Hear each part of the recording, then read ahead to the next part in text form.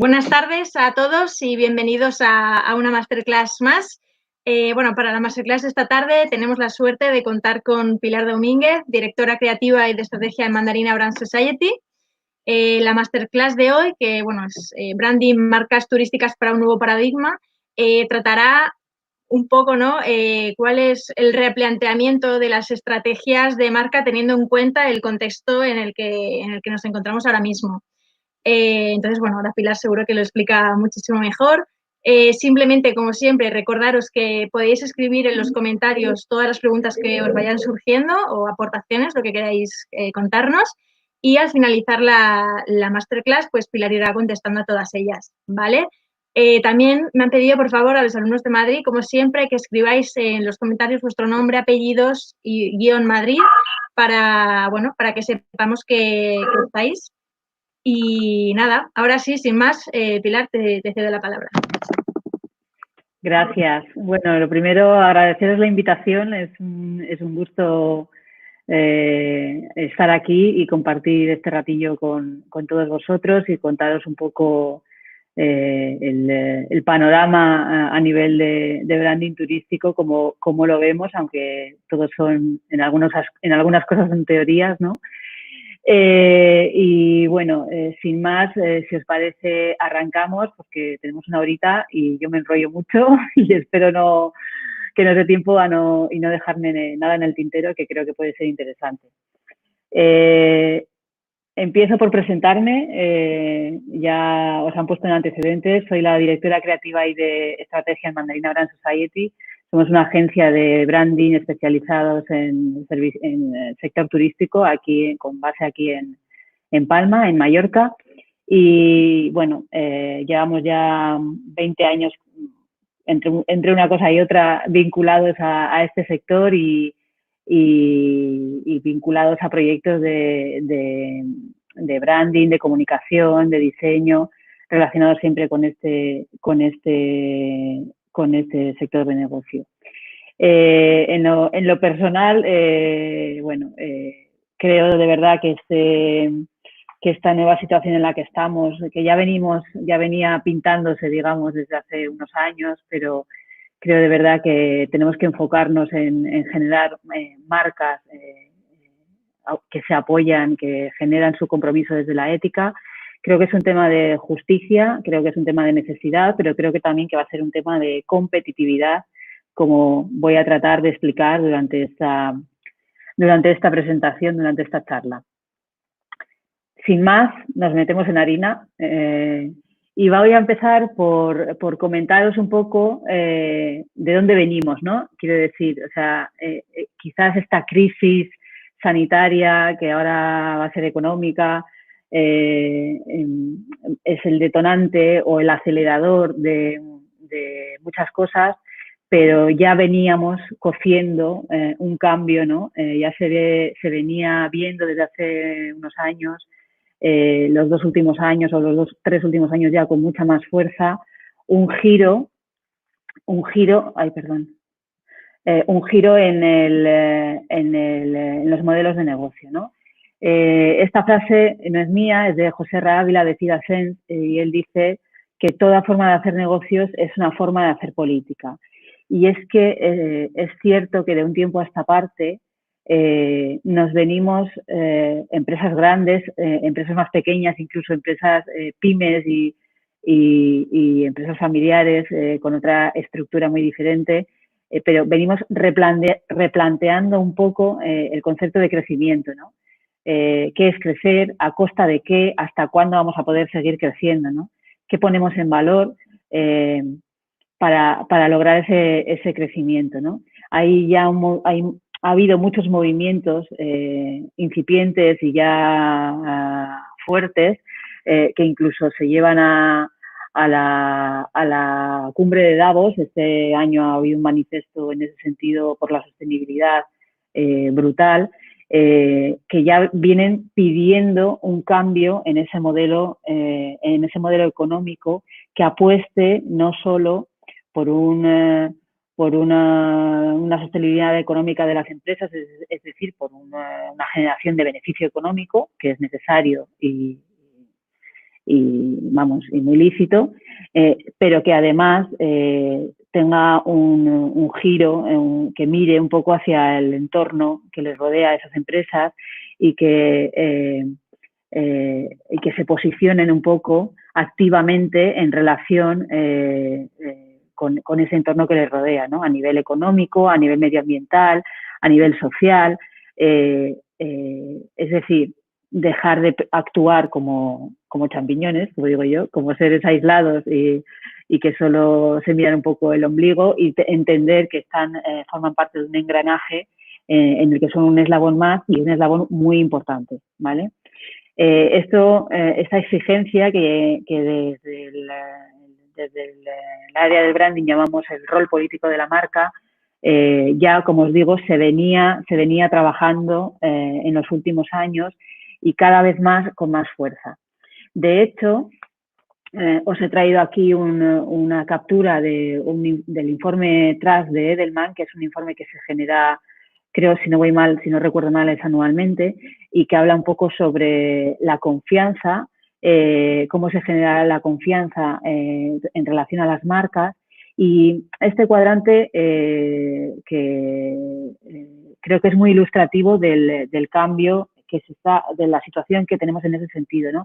Si os fijáis, hay un eje vertical que hace referencia al valor ético de las organizaciones y hay un eje horizontal que hace referencia al valor competitivo, a la capacidad de generar negocio y de generar beneficio. Entonces, obviamente, en el rango quizás más alto de la parte ética están las ONGs y en el rango más alto del cuadrante referente a la competencia están las empresas enfocadas a negocio tradicional. Pero si os fijáis, en el cuadrante que va, el cuadrante que recoge la parte más ética y la parte de beneficio económico, no hay ningún tipo de empresa posicionada. Y eso nos da una pista de la oportunidad, ya no solo de la necesidad que podemos valorar desde muchos aspectos, ¿no? Desde la necesidad de cuidar el planeta, de la necesidad de tener esa conciencia del entorno social en el que estamos, ¿no? Pero también de la oportunidad competitiva que supone el poder combinar estos dos formatos, ¿de acuerdo? El de la responsabilidad y el de la ética con el de la obtención de beneficio económico. Y entonces aquí empezamos a hablar de un modelo nuevo de negocio que le llamamos Business to Society, que son estos modelos de negocio de empresas enfocadas desde un propósito, ¿vale? Que modifican la manera de entender lo que es el capitalismo tradicional. Es un capitalismo que se transforma, que toma conciencia de ese entorno que le rodea y que trabaja la ética como pilar fundamental de su negocio, ¿vale? Bien, una vez que tenéis un poco presente este, digamos, contexto general, digamos, a nivel económico, macroeconómico, macro social, vamos a cerrar un poco el zoom, ¿vale? Y nos vamos a ir un poco a lo que es el contexto turístico. Y el mundo del turismo venía hasta este momento, venía disfrutando y sufriendo en ambas partes las consecuencias de la globalización, digamos, ¿no? La globalización nos ha dado muchísimas oportunidades, pero también nos ha traído algunos problemas, como estamos viendo ahora con este tema del COVID, ¿vale? Gracias a la globalización y al desarrollo tecnológico que ha sido imparable en los últimos años y vinculado al sector del turismo, hemos podido llegar a mercados que de otra manera, como industria turística, no hubiésemos podido llegar de otra manera, ¿no?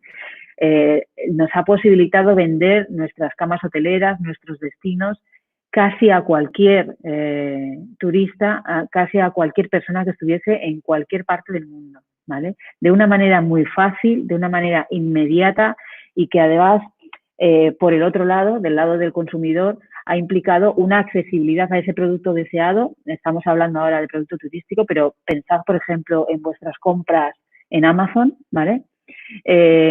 ese deseo por la inmediatez, ¿no? Es muy fácil acceder, es muy fácil comprar y queremos que nos llegue el producto cuanto antes y queremos que lleguen nuestras vacaciones cuanto antes y poder disfrutar de esa compra o de esa experiencia lo antes posible, ¿vale? ¿Qué ha pasado por el lado del producto? Bueno, pues esta globalización nos ha facilitado compartir muchísimo conocimiento, compartir muchísima experiencia, pero también ha traído como consecuencia que se ha homogeneizado mucho el producto, ¿no? Yo siempre pongo el mismo ejemplo. Muchas veces si cogéis las webs, por poner un ejemplo, de muchísimas compañías hoteleras, cogéis dos webs de dos cadenas diferentes y cambiáis un logo en una por la otra, en muchos casos apenas notaréis la diferencia, ¿vale? Y es porque realmente el producto está en un nivel de homogeneización muy alto que dificulta muchísimo esa diferenciación necesaria para motivar a veces la compra, ¿no? Y añadir un valor específico y diferencial. ¿Qué pasa? Que es verdad que la evolución también tecnológica, la evolución propia del negocio, nos ha permitido ya desarrollar productos y servicios turísticos que ya superan un estándar más que aceptable, ¿no? Entonces estamos ya, digamos, en una fase que ya hay que plantearse un poco, rizar el rizo, porque ya las cosas básicas las tenemos muy bien trabajadas.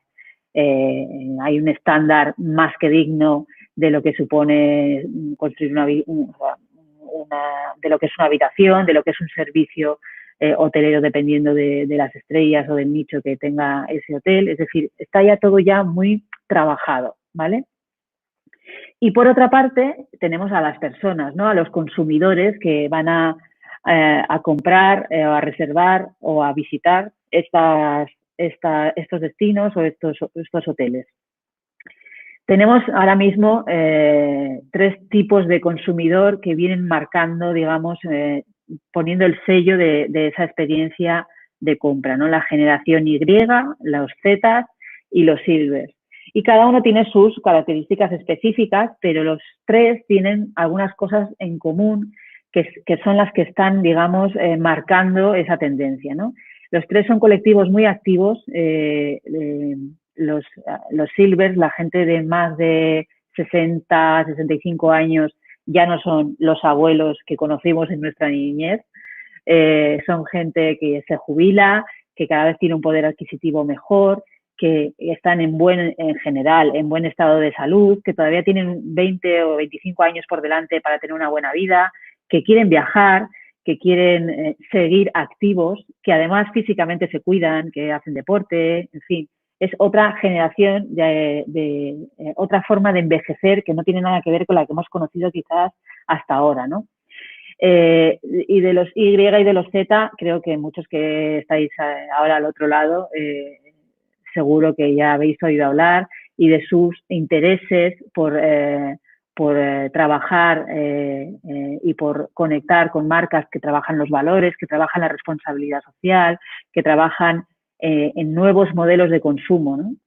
Y que conectan mucho con estas nuevas marcas que trabajan desde el propósito, de marcas que plantean ese por qué hacen las cosas, por qué las trabajan así, ¿vale? Ahora profundizamos en esto. Os he traído esta especie de pirámide de Maslow, ¿vale? Que hace referencia un poco a esta evolución que os comentaba del producto turístico, ¿no?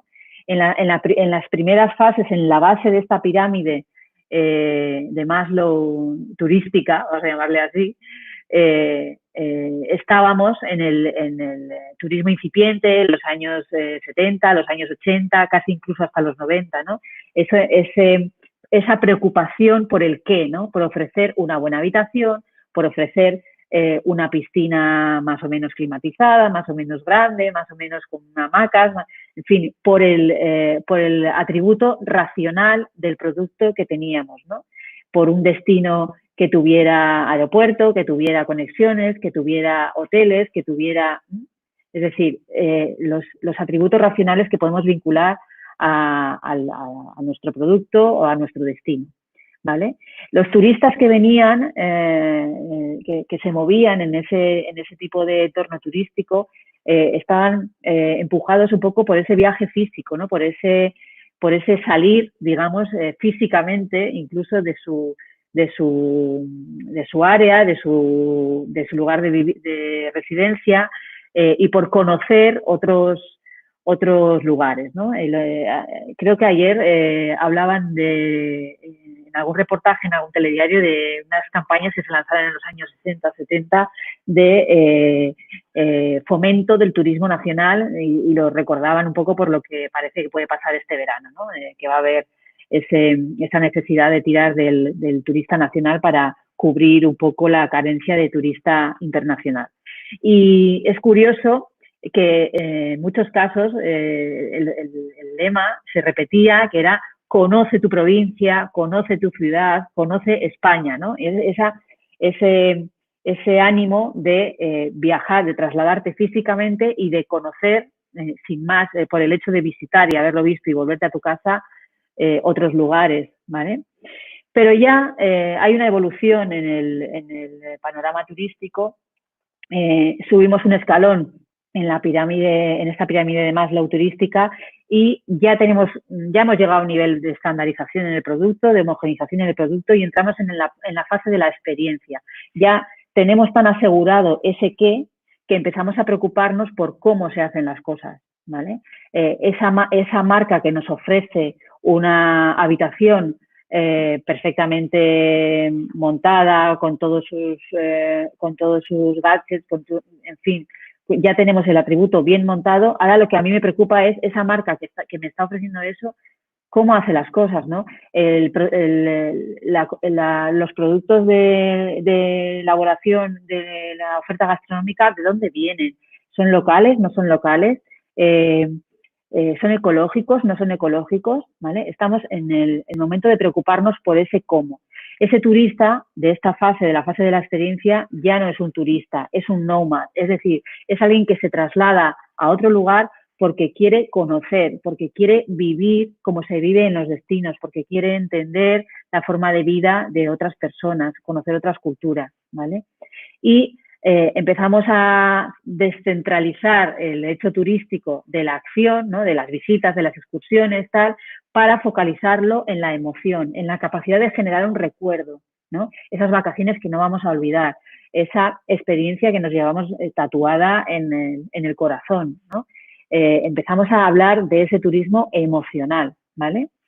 Pero hay un escalón superior, que es el turismo de la consciencia. Y aquí hay dos ejemplos muy claros que seguro que conocéis a alguien o que os suenan, ¿no? El turismo del porqué, ese turismo que te lleva a replantearte tu propia vida. El otro día leí una frase y me gustó mucho: viajar no va de vacaciones, viajar va de tu día a día. Es decir, cómo va a transformarse tu percepción del mundo y de lo que te rodea gracias a esos viajes, ¿no? Son viajes inspiradores, viajes que incitan al cambio, y que además no solo incitan al cambio de la persona en sí misma, sino también al cambio del colectivo, que promueven un desarrollo colectivo. Y os pongo dos ejemplos muy claros, ¿no? El típico viaje a la India, ¿no? Que hace mucha gente, y que yo la verdad no he tenido la oportunidad, pero sí que conozco muchos casos que han vuelto de ese viaje con una conciencia de cómo funciona el mundo y las relaciones, y cómo hay que replantearse muchas cosas, significativo, ¿no? Y quizás en otro extremo, el típico viaje que puede hacer alguien que tenga mucho interés en el sector tecnológico, pues no sé, a Silicon Valley, por poner un ejemplo diferente, ¿no? Es otro viaje que te puede llevar a replantearte tu modelo de negocio, tu forma de vivir, tu forma de organizar tu empresa. Son viajes transformadores, ¿vale? Y ese es el último escalón. Todavía no estamos mayoritariamente ahí, en ningún caso. Estamos todavía mayoritariamente en el escalón del medio, ¿vale? Pero hay algunas marcas que empiezan a asomar, empiezan a entender que el camino, lo que demanda la sociedad, lo que demanda cada vez más ese consumidor Y, Z y Silver, va hacia ahí, y empiezan a hacer pequeños intentos de posicionarse en ese último peldaño, ¿vale? Entonces, mi pregunta, llegados a este punto, es si en este contexto que parece que se dibuja, podemos seguir hablando solo de atributos, ¿no? Que es, creo, la gran, no voy a decir error, pero al menos sí la gran carencia o la estrategia más habitual en muchísimos negocios hoteleros, negocios turísticos y destinos incluso, ¿vale? Podemos seguir hablando solo de atributos cuando lo que tenemos al otro lado, cuando las personas que tenemos al otro lado, que son las que nos tienen que comprar nuestro producto, están ya pensando en otras cosas, ¿vale? Os he puesto aquí esta frasecita, ¿no? No me vendas vistas o piscinas, háblame de lo que me importa, ¿vale? Porque ya el tema es que ya les importan otras cosas, no solo lo grande que es la piscina o las vistas que tienes desde la habitación, ¿vale? Y aquí es a donde quería llegar con todo este rollo que os acabo de soltar. Perdón.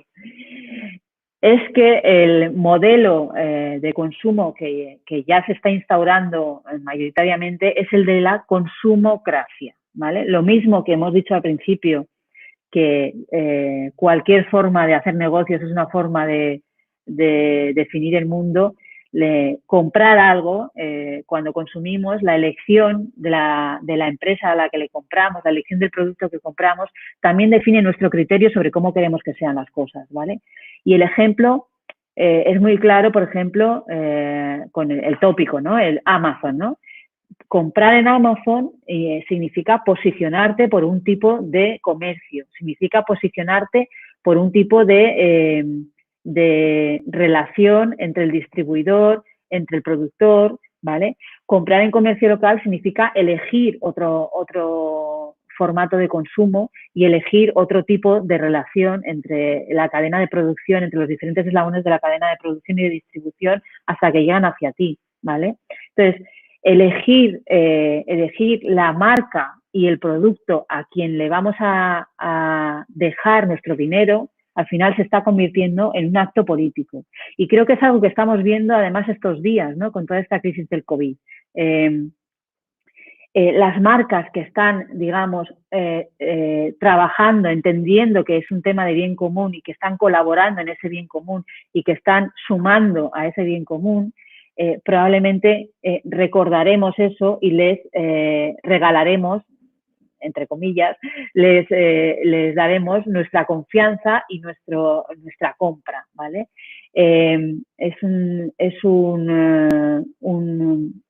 un tema que cada vez está más presente en las relaciones de consumo y que tenemos que tenerlo muy en mente, ¿vale?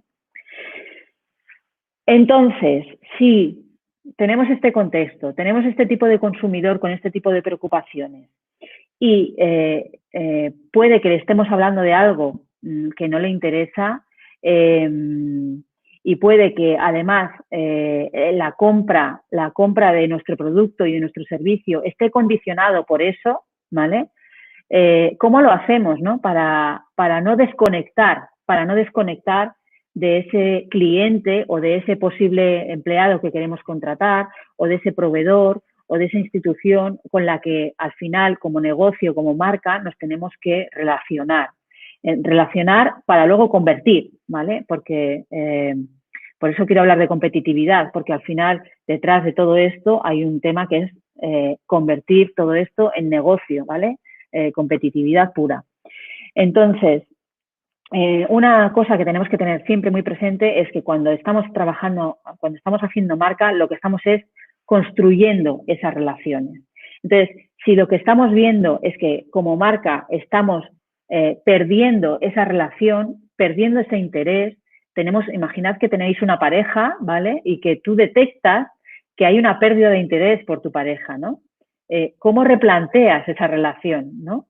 Pues buscando las cosas en común que os unen, ¿no? Es como una obviedad, pero al final las relaciones entre las marcas y sus diferentes stakeholders funcionan exactamente igual que las relaciones entre las personas porque son relaciones entre personas. Es decir, al final, detrás de las marcas hay personas y cada consumidor es una persona con su corazoncito y sus inquietudes, ¿vale? Ahí, me vuelvo. Entonces, aquí os he pintado un poco un esquema de proceso de construcción de marca que a nosotros nos gusta explicar porque lo planteamos como un camino entre la marca y el cliente, un trabajo que vamos a hacer paso a paso, bolita a bolita, para conseguir conseguir construir esa relación entre la marca inicial y el cliente final, ¿vale? Cuando hablo de cliente, lo estoy orientando muy a cliente consumidor, pero tenemos el cliente interno, insisto, tenemos otros stakeholders que tendríamos que tener en cuenta también, ¿vale? Pero centrándonos un poco en el consumidor final, este camino de baldosas amarillas, como el de Dorothy en El Mago de Oz, nos lleva del principio al fin, ¿no? Y al final, cosido todo, construye esa relación. Pues a la hora de construir esa relación vamos a definir una estrategia, no me voy a detener mucho aquí porque no es una clase teórica de cómo construir una marca, pero definimos primero una estrategia y un posicionamiento en el que planteamos lo que somos y podemos ofrecer al mundo de manera diferencial. Después trabajamos la identidad en varias partes, en la parte visual, que es un poco el traje que nos ponemos, ¿vale? La identidad verbal, que es cómo hablamos al mundo también como marca, porque igual que las personas verbalizamos y comunicamos por la palabra, y cómo nos comportamos, ¿vale? Y una vez definida esa identidad, activamos esa marca, es decir, transformamos todo este plan inicial, lo transformamos en realidades en el día a día. Al final una marca son realidades, ¿vale? No vale de nada decir que somos súper innovadores si luego nada de lo que hacemos en el día a día es innovador. Tiene que haber una coherencia, ¿vale? Y esas realidades son las que van a definir esa experiencia que ofrecemos como marca turística, de cualquier tipo de sector. Esto es general a cualquier tipo de marca, ¿vale? Y ahí definimos los productos, los servicios, la comunicación, por supuesto, que es lo que aparentemente se ve más, ¿vale? Y la relación de las personas y los equipos, ¿vale? Y así construimos esa relación. Pero hay una parte muy importante. Lograr esa conexión y siguiendo con el ejemplo de las personas, implica compartir una forma de ver el mundo, ¿vale? Si vosotros entráis a un bar, veis a una chica o a un chico que os hace tilín, os parece despampanante, tal, os atrae, ¿vale? El primer impulso no puede ser ir y decir, hola, soy tal y te voy a dar un beso. No, vas a ir y le vas a decir, hola, ¿qué tal? ¿Cómo te llamas? ¿En qué trabajas? No sé qué, ¿y qué música te gusta? O sea, al final se busca una serie de intereses comunes, una serie de inquietudes comunes que logran esa conexión. Y esas inquietudes comunes solo pueden nacer de la autenticidad si queremos que esa conexión funcione, ¿vale? Si tú dices que te gusta mucho la música para quedar bien y porque sabes que a él o a ella le gusta mucho la música y resulta que al tercer día de quedarte dice, oye, vamos al concierto y tal, y tú dices, menudo rollo, ¿no? Aquello ya empieza a hacer aguas por todas las esquinas, ¿de acuerdo? Entonces, esos intereses comunes, esa forma de ver el mundo, esas inquietudes comunes, tienen que nacer desde la autenticidad. Y tenéis que tener, si queréis funcionar como pareja y si queréis funcionar como marca y cliente, si queréis generar esa conexión, tenéis que tener un propósito común, un qué hacer en este mundo común, ¿no? Y todo eso transformarlo en un relato visual y verbal, que es la forma de llevarlo hacia afuera, ¿no? A través de la identidad, como decíamos antes. Pero hay un ingrediente secreto adicional. Hay un ingrediente secreto adicional que es la relevancia, ¿vale? Esos temas comunes de los que estábamos hablando. Hay que tener en cuenta que el 74% de las marcas, más o menos, rondando el 80%, dependiendo de los estudios cambia, pero en este de Havas, que es como el que más reputación tiene, el 74% de las marcas son prescindibles para el consumidor. Es decir, Si mañana el 74% de las marcas desaparecieran de la faz de la Tierra, nadie las echaría de menos, ¿vale? Pensad en la cantidad de marcas turísticas que están ofreciendo lo mismo, que apenas son diferenciables, que tienen un discurso basado en atributos, que no se molestan en entender qué espera, necesita, le interesa, le preocupa, de qué hablar con esa chica o chico despampanante al que quieren atraer dentro del bar para venderle al final su producto, su destino, su habitación, su hotel, su lo que sea, ¿no? Si tenemos esa situación y no nos molestamos en generar esa relevancia, en intentar entender qué le preocupa al otro para poder ofrecérselo, seremos absolutamente prescindibles, absolutamente. Ay, perdón. Entonces, cosas claras que tenemos que tener es que las marcas de este nuevo paradigma, las marcas turísticas también deben de ser responsables, deben de trabajar los aspectos éticos, deben de trabajar la responsabilidad social desde muchos aspectos, porque tenemos ahora en el sector turístico también, evidentemente, porque es lógico, porque hay un impacto considerable en el entorno físico, hay mucha preocupación por la sostenibilidad medioambiental, pero hay otros tipos de sostenibilidad que hay que trabajar, ¿no? Tenéis el caso de Artiem Hoteles, por ejemplo, o de Ilunion, que trabajan la sostenibilidad desde el aspecto social y que es una necesidad también importante a nivel global y que de alguna forma hay que cubrir, ¿vale? No estamos hablando de RSC solamente, estamos hablando de palancas de marca, como vamos a ver ahora en el ejemplo que os voy a poner. Tienen que ser auténticas, tiene que ser algo que salga, ese propósito tiene que ser algo que salga desde dentro, que sea verdadero, que se sienta internamente y que se traslade de forma transversal a todas las áreas de la empresa, ¿vale? Y tiene que ser coherente. Generar marca es una experiencia de coherencia, prácticamente es el resumen de lo que es hacer marca, es ser coherente entre lo que decimos que somos y lo que hacemos, ¿no? Eso que parece muy fácil, pero que luego es tan complicado, ¿no? Eso implica dejar de entender la marca como comunicación y entender la marca como realidad, como hechos, ¿vale? Y relevantes, por lo que os acabo de contar, de entender esas necesidades del que está enfrente, y trascendentes. Y ahora vamos a ir a esto, siguiente ingrediente, ¿no? La trascendencia, el ofrecer al que está al otro lado la oportunidad de poder cambiar un poquito, aunque sea en tu esfera individual, el mundo, ¿no? A mejor. Ahí. Os voy a poner un ejemplo que todos conoceréis, segurísimo, que es Iberostar. El rebranding de Iberostar, que ya me estoy despistando, pero ya no sé si son 2, 3 años, pero bueno, de ese orden, el rebranding de Iberostar, más allá del cambio de identidad visual, más allá del cambio de logotipo, de los colores, más allá de todo eso, tiene que os puede encajar, gustar, no gustar, en fin, pero es un ejercicio de reposicionamiento de marca muy, muy interesante, atendiendo a todo esto que os acabo de explicar, ¿vale? ¿Por qué es muy interesante? Porque Iberostar se sacó de la chistera, entre comillas, ya veréis que no es tan así, se sacó de la chistera este Wave of Change, que es este movimiento que han organizado alrededor de su marca, que apuesta por la eliminación de plásticos, el consumo responsable del pescado y el cuidado en general de las costas en las que ellos tienen presencia, ¿vale?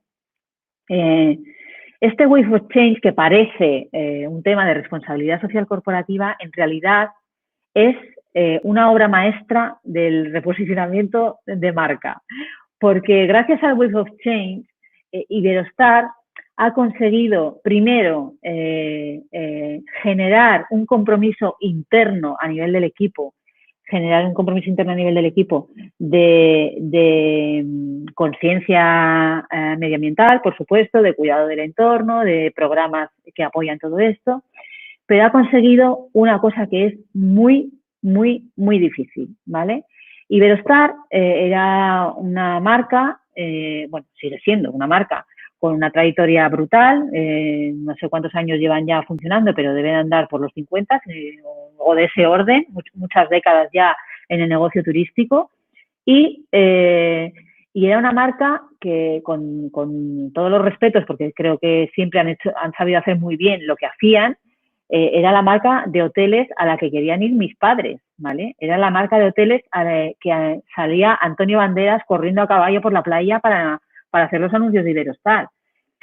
Tenía, digamos, este aire un poco ya, entre comillas, viejuno, en el sentido de que conectaba con gente mayor, con otro tipo de inquietudes, pues de gente más mayor, ¿vale? No con este tipo de consciencia. Pero ¿qué han hecho con este Wave of Change?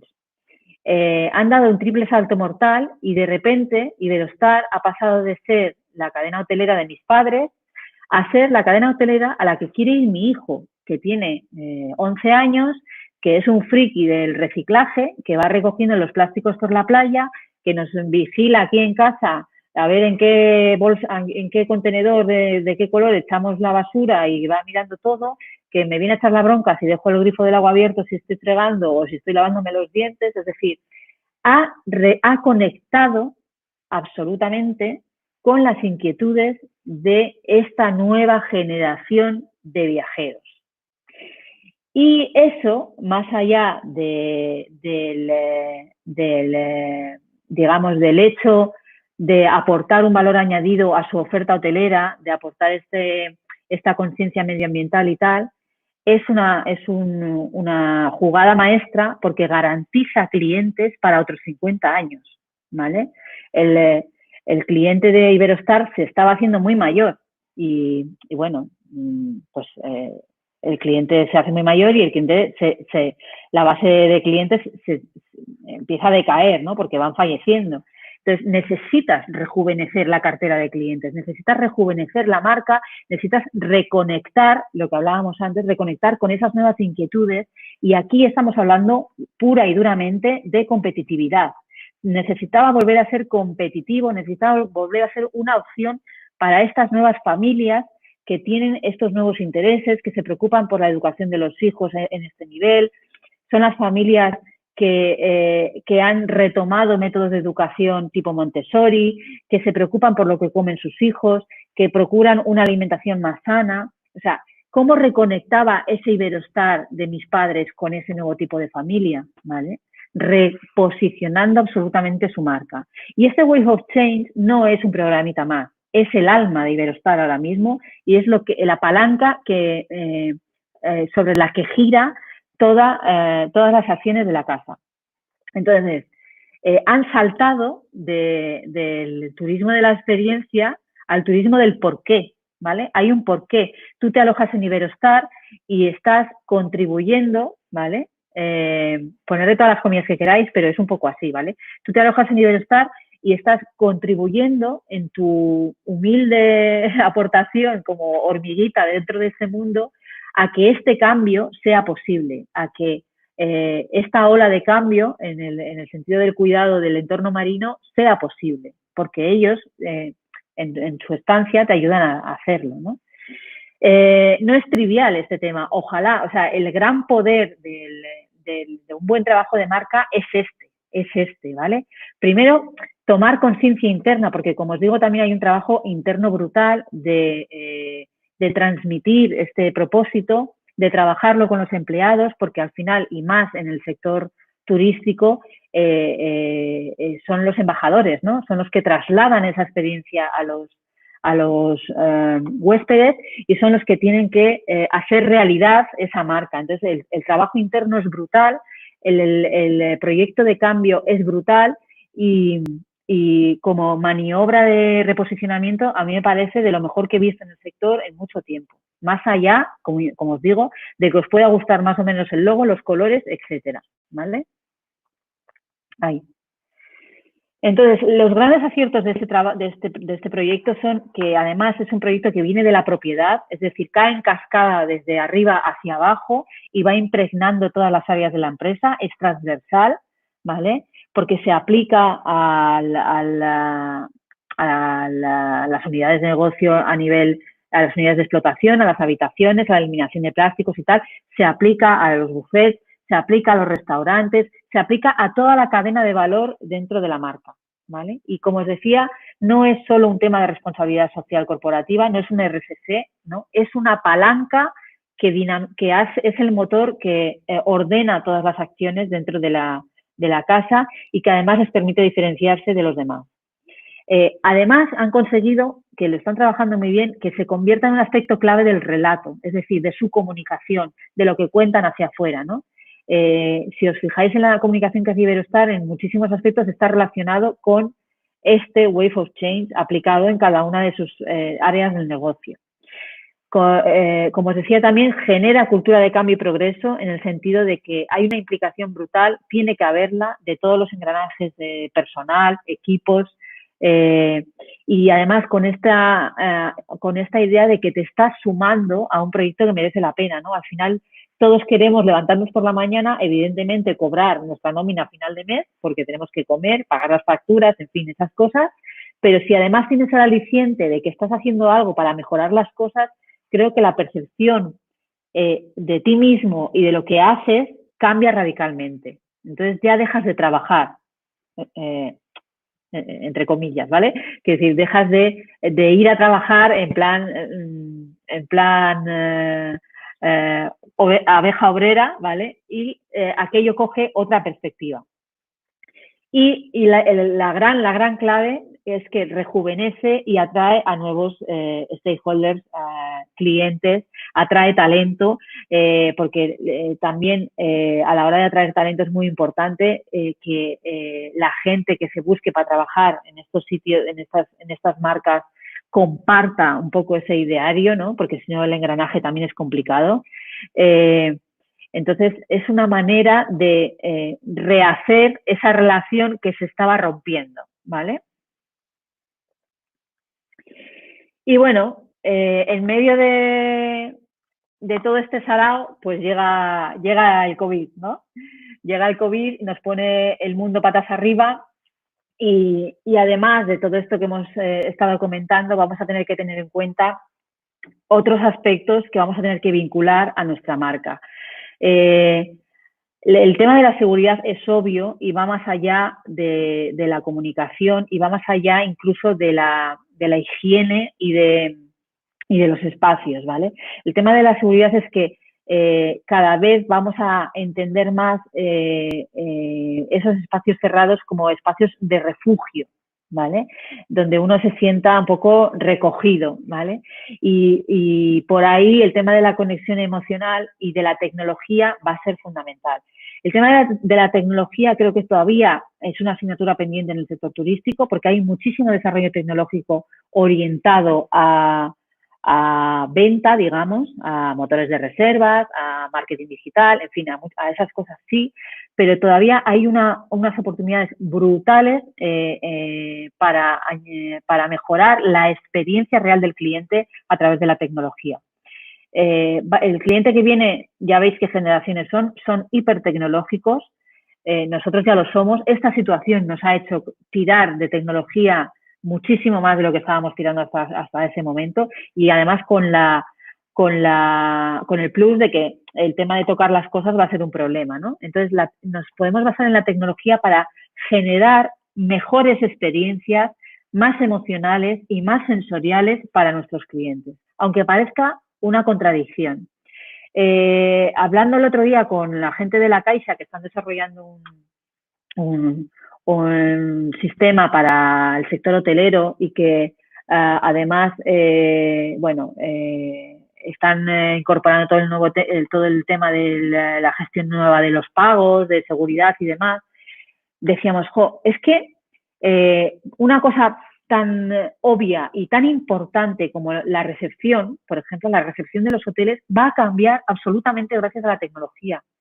Porque vamos a nos vamos a poder olvidar del mostrador, que es una barrera física entre el cliente y el recepcionista en este caso, y además vamos a poder transformar ese momento que hasta ahora era un momento, vamos a decir, farragoso, administrativo, de papeleo, de hacer el check-in, de la factura, de dame el DNI, de dame el pasaporte, fírmame aquí, de te doy la llave, te doy la tarjeta, ¿no? Ese trámite administrativo vamos a poder obviarlo, porque gracias a los nuevos sistemas de pago, gracias a todo el tema de identificación por biométrica, gracias a un montón de avances tecnológicos, ese proceso casi lo vamos a poder traer hecho desde casa o desde una app o desde cualquier acceso vía dispositivos móviles, y el recepcionista va a poder centrar su actividad en ese momento en lo que es, en recibir, ¿no? Vamos a recuperar la etimología de la palabra recepcionista,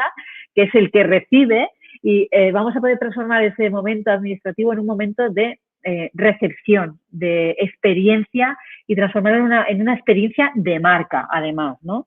Y creo que es una oportunidad brutal, y más ahora, en esta situación, es una oportunidad brutal para desmarcarnos de los demás, ¿vale?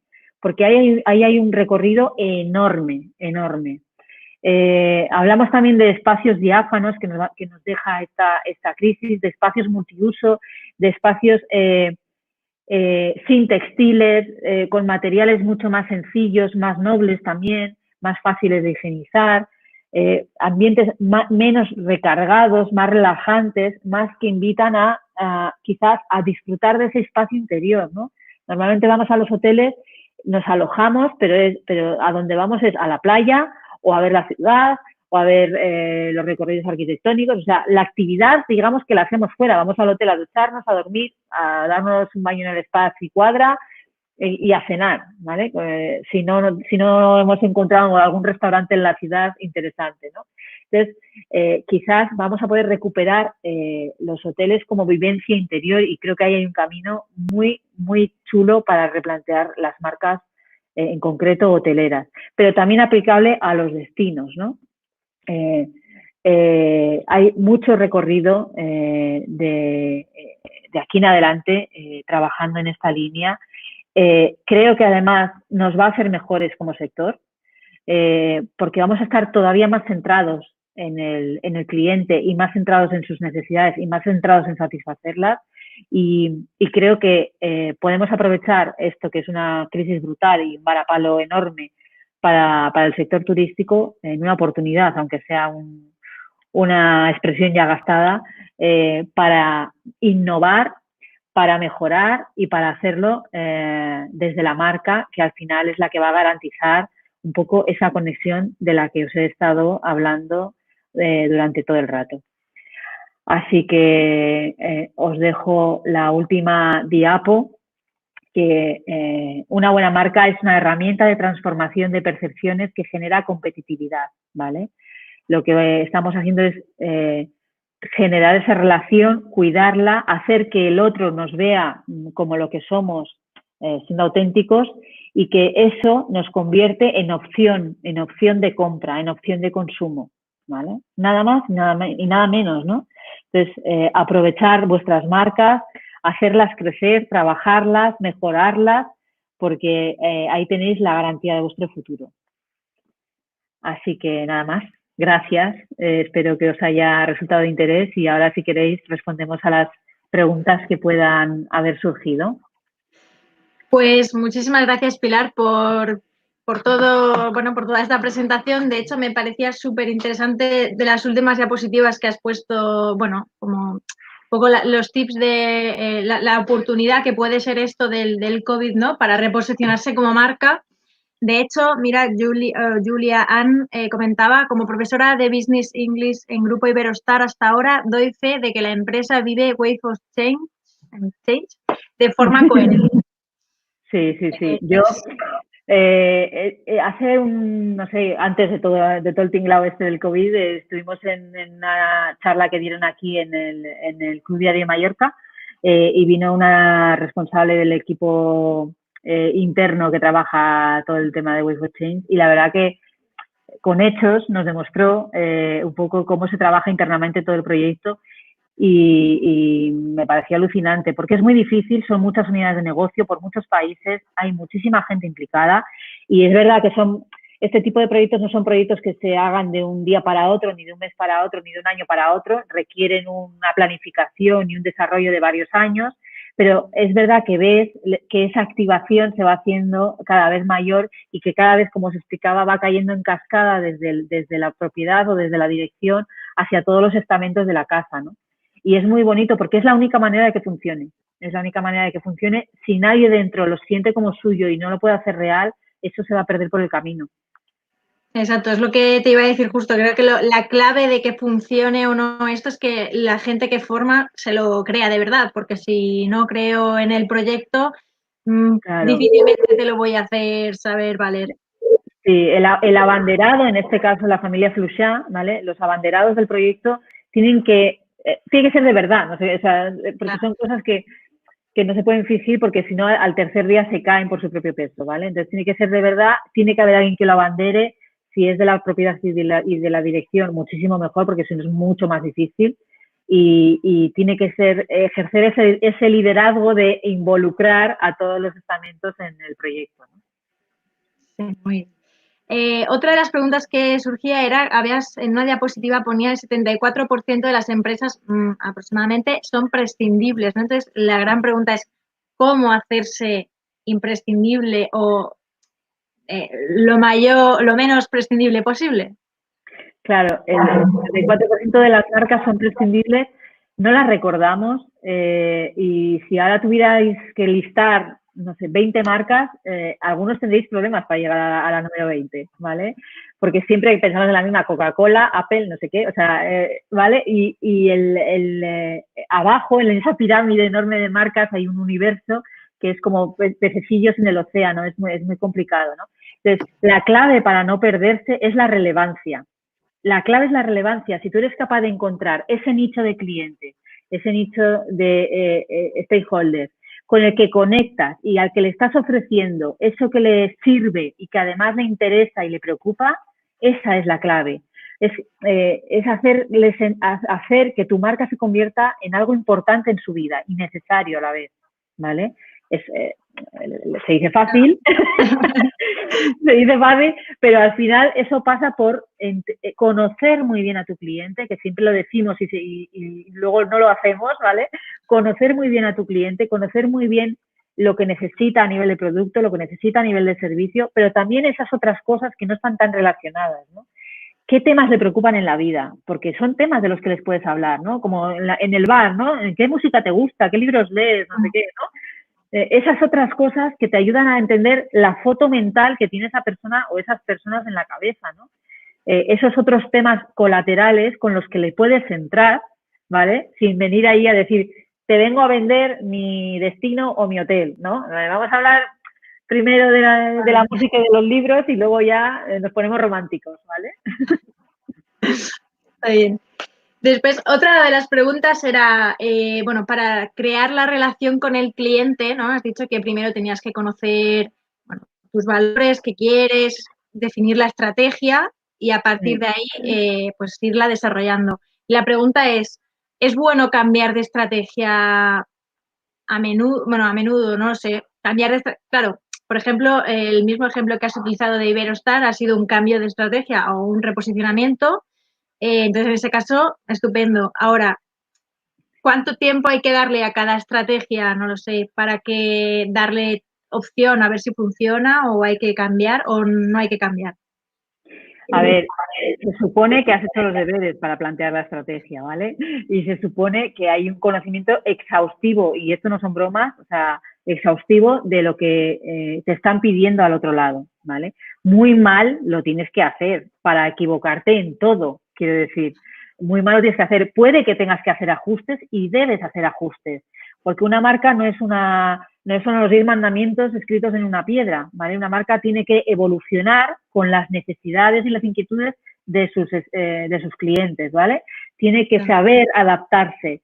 Ahora estamos viviendo esta movida todos y las marcas se están intentando adaptar a lo que a lo que estamos necesitando en este momento. No podéis ir a la calle, no podéis tocar. Bueno, vámonos a lo digital, vamos a hacer las cosas en digital. No podemos dar clase en las aulas, vamos a ver cómo damos la clase en digital, a ver qué otras cosas hacemos para que los alumnos sigan conectados, ¿no? Al final, se trata de ir moviéndote con ese chico o chica que te quieres ligar en el bar, ¿vale? Es un poco la receta. ¿Cuánto tiempo necesitas? Se ve enseguida. Cuando se define también una estrategia de marca, se definen unos parámetros de medición, se definen unos criterios que tienes que fijar o en los que te tienes que fijar para poder saber si vas bien o no vas bien en algunos aspectos, ¿no? Pues claro. En fin, se definen esos parámetros y vas haciendo mediciones de esas cosas y vas viendo por dónde reajustas, ¿vale? Claro, sobre todo escuchar muy bien a tus clientes y ir un poco a demanda casi, ¿no? A los clientes, pero también a la gente de dentro, ¿eh? Porque siempre hablamos del cliente, y es verdad, porque al final tenemos que vender, y eso es una novedad, ¿vale? Pero, insisto, el cliente interno es imprescindible y más en el negocio turístico, porque son los que trasladan esa experiencia, los que generan esa experiencia para el huésped o para el visitante, ¿vale? Y ahora se me ha ido la onda lo que iba a decir. Bueno, ya me vendrá. Ya venga, esto es las cosas del directo. Bueno, yo si no, sigo con las preguntas. Sí, sigue. Cuando me venga yo te corto. Perfecto. También decías que, bueno, el producto del mundo turístico es muy homogeneizado. Entonces, ¿cómo podemos hacer para diferenciarnos?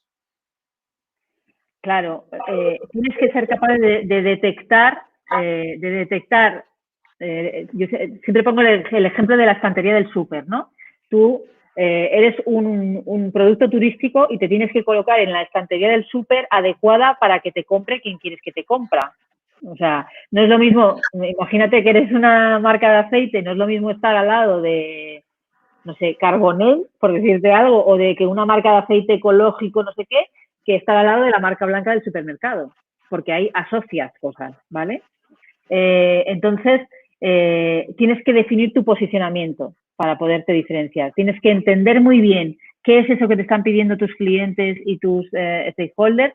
Tienes que entender muy bien qué oportunidad tienes en el mercado, porque a lo mejor resulta que en ese momento no hay oportunidad porque hay mucha competencia, porque, yo qué sé, por mil aspectos, ¿vale? Entonces, tienes que ver, saber conjugar esas dos cosas, ¿no? Si tú resulta que has decidido que vas a montar un boutique hotel, por decirte algo, en una ciudad que tiene 50, a lo mejor no es la mejor idea, ¿me explico?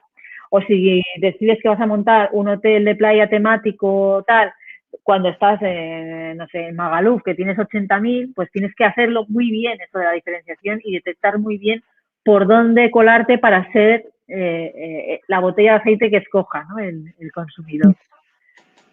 Vale, perfecto. Mira, Miguel Ángel también pregunta, ¿cuáles serían esos indicadores de éxito de la estrategia de marca? Depende de cómo hayamos posicionado la marca, ¿no? Porque hay marcas que están enfocadas a unos objetivos y otras marcas que están enfocadas a otros. Suele cambiar, ¿vale? Si tú quieres relevancia, si quieres notoriedad, en fin, hay diferentes aspectos que se hacen, digamos, es a medida, es un traje a medida, ¿de acuerdo? Entonces, evidentemente las ventas o la conversión es un criterio, por supuesto que sí, pero hay otros criterios que dependiendo de la marca se adoptan o no se adoptan. O sea, se miden o no sirven de guía o no sirven de guía. ¿Vale? Muy bien, pues creo que estas eran todas las preguntas. No sé si alguien damos unos segundos más, por si alguien quiere escribir una última pregunta. Bueno, por mi parte ya aprovecho para darte las gracias por toda la claridad que has tenido tanto en la masterclass como en todas las respuestas. Nos comenta, muy interesante, gracias Pilar. Mensajes de agradecimiento de... Gracias a vosotros por estar aquí toda la hora, que también tiene mérito. Ha estado muy bien. Bueno, me alegro. Pues muy bien, nada, por mi parte eso es todo. Agradecerte como siempre, la colaboración. Esperemos que sigamos colaborando, que seguro que sí. Seguro que sí. Tu mensaje, muchas gracias, muy interesante, la verdad. Nada, si quieres ya Me alegro. paso un poco los comentarios que hayas podido. Si a alguno le surge alguna duda después, pues no sé si hay alguna forma de que me hagáis llegar los comentarios o lo que sea, yo encantada de responder. ¿Vale? Perfecto, así lo haré. Si a alguien se le viene una pregunta un poco más tarde, no pasa nada, la escribís o nos escribís y te la haremos llegar, ¿vale? Perfecto. Muchas gracias a todos. Muy bien. Muchas gracias a ti. Luego. Que vaya bien. Hasta luego.